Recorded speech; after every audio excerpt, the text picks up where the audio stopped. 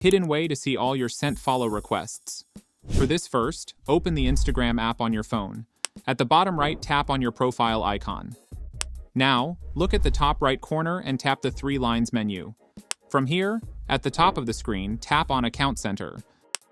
Then scroll down and select Your Information and Permissions. Tap on Export Your Information. It will redirect to the browser, and here, click on Create Export. Choose your Instagram account, and then tap on Export to Device. From the list, click on Customize the information. Here, deselect all the selected options except followers and following and save. Now choose the date range. This depends on when you send those following requests. Tap Save. Choose HTML as the file format. You can ignore media quality. Now tap Start Export. Instagram will ask for your password for confirmation. Enter and tap on Continue. Instagram will take some time to prepare your data. This can take a few minutes depending on your account. Once it's ready, tap Download.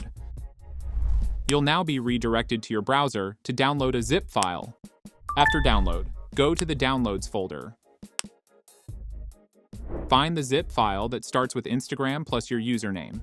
Unzip the file. Now open the unzipped folder. Tap Connections.